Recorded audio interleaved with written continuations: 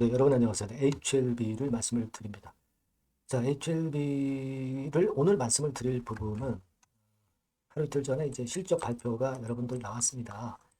자, 근데 여기서 우리가 좀 특이한 부분이 좀 있었어요. 네, 그래서 여기에 대한 말씀을 제가 드릴 거고요. 그리고 공매 대차에서 좀 변화가 좀 있었어요. 네, 이 부분하고요. 그리고 우리가 38회차 12, 네, 요거 리픽싱 데이가 이제 다가오고 있잖아요. 자, 요건에 대해서 제가 말씀을 좀 드릴 거예요. 네, 이런 것들이 아무래도 지금 거래가 없는 상황에서는 또 중요할 수도 있습니다. 그죠? 네, 물론 우리가 가장 큰 거는 승인이죠. 승인 허가권을 이제 보고 가는 거고 그게 이제 큰 그림이기는 하지만 그 큰 그림 전에 이와 같은 부분들도 세세하게 단기적으로는 주가에 영향을 미친단 말이에요. 네, 그래서 이 부분을 좀 짚고 넘어갈 그럴 필요는 좀 있지 않나 이렇게 생각이 들어요. 네, 물론 5월 재신청, 네, 여기에 대한 기대도 물론 있는 거고요. 자, 그래서 이런 부분들 말씀을 드리도록 하겠습니다. 그리고 영상의 후반부에는 여러분께 그 잭팟주 하나를 말씀을 드릴 건데, 네, 이거는 신약 허가 승인이 임박한 미국 초거대 바이오 기업이 있어요. 근데 이 기업과 관련돼서 국내 독점 판매권을 보유한 기업, 100조 시장 정도의 규모의 캐파를 가지고 있기 때문에 자, 이 종목이라면 잭팟주가 될 가능성이 높아요. 그래서 이걸 말씀을 드릴 거니까 참고해서 좋은 매매 하시기 바랍니다. 자, 그러면 HLB 바로 말씀을 드릴게요. 구독, 좋아요, 알림 설정 대단히 감사드리고 있습니다. 성원 많이 부탁드리고요.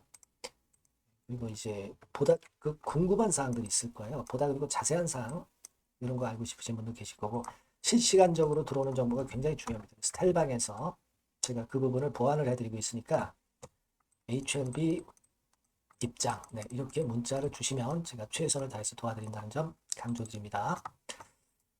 여러분 지금 이제 보면은요, 뭘 봐야 되냐면 일단 뭐 수급적인 부분을 좀 살펴보고 가면 외인이 8만 5천 주 순매도가 다시 이제 수량이 꽤 늘어서 나왔죠.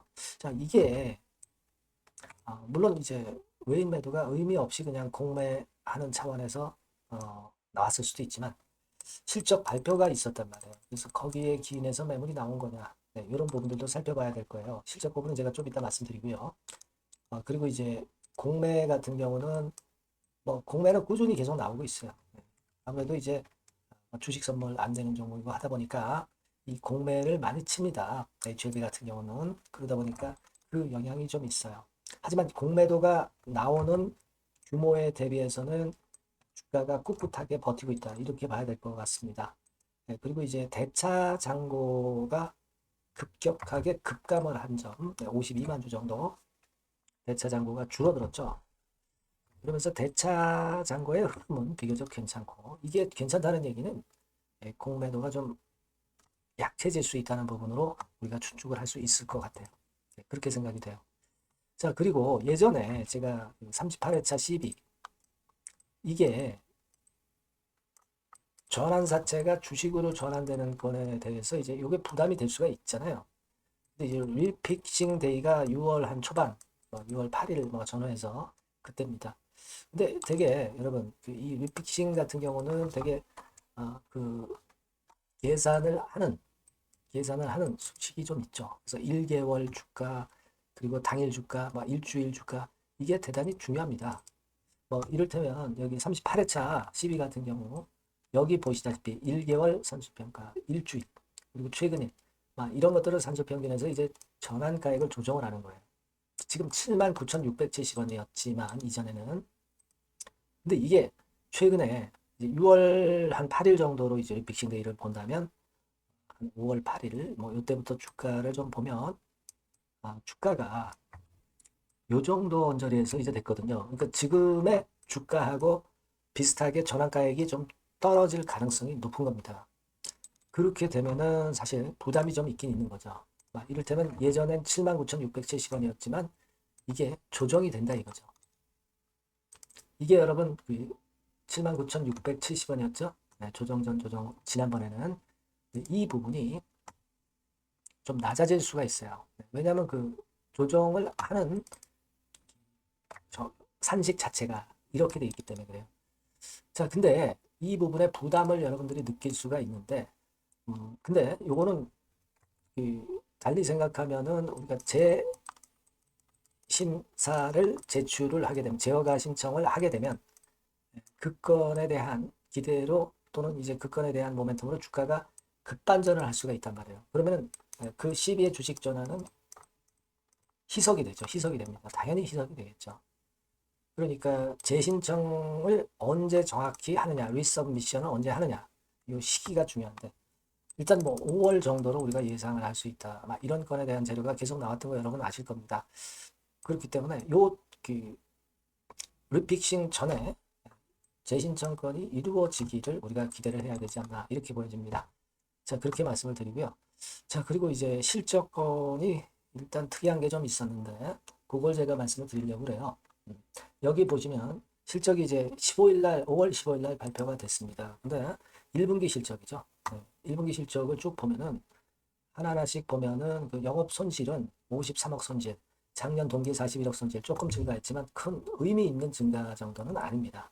다만 이제 우리가 분기 손실을 보면 386억 손실이에요.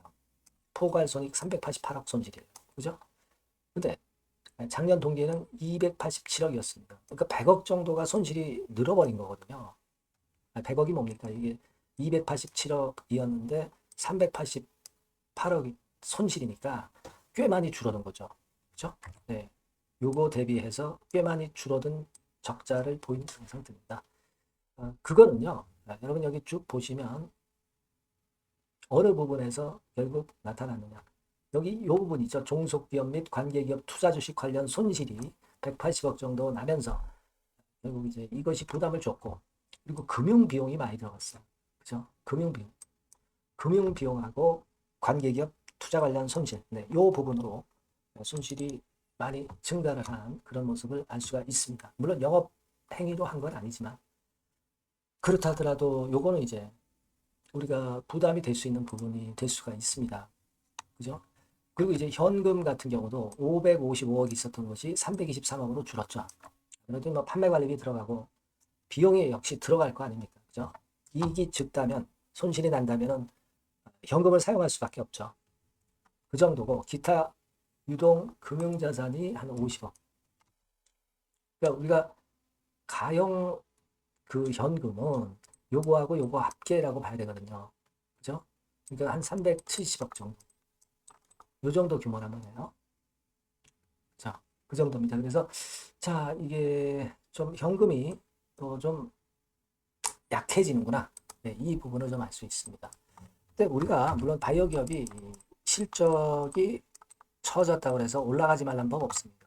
꿈을 갖고, 그 임상에 대한 건을 갖고 올라가는 게 바이오기 때문에 우리가 이 실적에 주눅들 건 없어요. 근데 현금이 자꾸 그 사용을 하게 되니까, 이 줄어들게 되니까, 사실 뭐 임상을 하려면 계속 이제 자금이 들어가야 되잖아요. 자금. 이런 부분을 우리가 의식하지 않을 수 없다는 거죠. 그러니까 일단 재신청, 제허가 신청, 서브미션, 이것이 리서브미션, 이것이 빨리 돼야 그러한 마이너스 요인을 상쇄할 수 있다. 이렇게 보는데, 그러니까 이 주가가 조금 밀렸지만 이것이 실적 때문에 밀렸느냐? 그렇게 보지는 않아요. 실적 때문에 민다고 했으면 더 큰 폭으로 내려가야 되지 않겠습니까? 실적에 대한 마이너스 요인은 있지만 역시 지금 현재는 리브캄넬리주맙의 승인을 우리가 기대하고 주가 움직임은 아직 전개가 되는 것으로 봐야 되지 않나. 이런 생각을 당연히 할 수 있다. 이렇게 보여집니다. 그래서 오늘 제가 여러 가지 부분을 이제 말씀을 좀 드렸지만 너무 주눅들 상태는 아니죠. 실적권이 좀 안 좋았다면 악재가 노출되면 또 반전의 계기를 마련하는 것이 주가의 속성입니다. 그러니까 이런 부분이 있다는 것을 일단은 알고 가자는 얘기죠. 일단은 허가 재신청권이 제일 중요한 화두로 지금 현재 떠오르고 있다. 이걸 생각하실 필요가 있어요. 그렇죠? 그러니까 아까 말씀드린 리픽싱 데이 이전에 허가제 신청이 들어가는 것이 더 상당히 긍정적일 것이다. 당연히 그렇게 보고 있습니다. 요건과 관련해서 또 변화가 있는 것들, 이런 부분들은 제가 계속 여러분들께 정보를 드릴 거니까 HLB 생명과학이라고 꼭 문자를 주세요. 문자 주시는 분에게는 제가 최선 다해서 도와드리고, 텔레그램 방 들어오십시오. HLB 입장 이렇게 문자 주시면 제가 최선을 다해서 도와드릴 거예요. 네. 자, 그렇게 좀 오늘은 그런 부분들을 좀 봤고요. 네, 문자 많이 주시기 바랍니다. 자, 그리고 제가 그 잭팟 종목을 말씀을 올린다고 그랬잖아요. 네, 요거 말씀드릴 거니까 말씀 잘 듣고 꼭 대박 내시기 바랍니다. 네, 잭팟 쪽 바로 말씀드리겠습니다. 이 주가는 너무 싸지도 너무 비싸지도 않은 10,000원에서 한 16,000원 선 정도의 위치에 있는 종목입니다. 섹터는 중소형주입니다. 네, 가벼운 중소형주 쪽으로 택했고요. 따라서 시총도 한 2천억에서 한 4천억 정도 수준, 네, 이 정도의 범주에 있는 종목이다. 이렇게 보시면 되고요. 목표는 1, 2개월 내에 100% 더블을 목표로 하고 있습니다. 네. 자, 이런 조건에 합치하는 종목이에요. 이 잭팟주는요. 그럼 가장 강력한 모멘텀이 뭐냐? 이겁니다. 미국 초대형 XXX 기업 잭팟주라고 말씀드렸죠. 네. 요거까지 힌트를 드릴게요. 바이오 기업 관련된 잭팟주입니다. 그래서 요게 이제 조만간 엑스월의 승인 허가가 거의 따로 당상이에요. 더군다나 이제 미국 바이오 기업이기 때문에 아무래도 팔이 안으로 굽기 때문에 승인 허가는 거의 따놓은 당상으로 그렇게 생각이 됩니다. 각종 보고서도 그렇게 나오고 있어요, 여러분. 네. 자, 그런 종목과 관련돼서 지금 말씀드리는 잭팟주가 Exclusive Distribution Right 유일 보유하고 있다는 거죠. 국내 독점 판권을 유일하게 보유한 것이 바로 이 잭팟주입니다. 이게 100조 정도 시장이 될 것으로 그렇게 선점이 되는 것으로 그렇게 알려지고 있고요. 만일 이게 성사가 된다면 승인 허가가 난다고 한다면 미국 초대형 바이오 기업이 승인 허가가 난다고 한다면 이 종목 측에서는 매출이 한 7천억 내지 9천억 정도 그리고 영업이익이 한 1,500억 정도 추산이 된다. 네, 이런 보고서도 이미 나와 있는 상황이에요, 여러분. 구미가 당기시죠. 네, 요거는 꼭 하셔야 돼요, 여러분. 그러면 주봉 차트 한번 볼까요? 네, 주봉 차트 같은 경우는 이런 식이에요. 네, 이런 식으로 흔들었다가 쌍바닥 패턴으로 다시 이제 살아날 수 있는 그런 패턴을 만들어주고 있고요. 일정한 수준을 깨지 않고 있죠. 네, 그건 바로 아까 말씀드린 그 강력한 강점 하나, 오직 하나. 그 건 때문에 이런 모양이 나타나는 거다. 이렇게 봐야 되겠고요. 월봉도 참고적으로 보시면 오른쪽 위로 우상향하는 그런 패턴을 만들어주고 있다. 이겁니다. 네. 그리고 한 가지 더 참조적으로 말씀드리면 외인 기관 개인 동향은 개인은 이미 아웃됐고요. 기관하고 외인이 끌고 가는 중입니다. 아마 시간이 지나면 외인이 다시 또 가세화가 되는 그런 패턴으로 외인이 주도하는 그런 흐름이 될 거예요. 네, 이런 종목입니다, 여러분. 네, 이 종목은 여러분 꼭 놓치지 마셔야죠. 네, 놓치지 마셔야 될 겁니다. 네, 여기 나와 있습니다만은 요 번호로 잭팟주 요렇게 문자를 주시면 매수부터 매도까지 끝까지 케어를 할 겁니다.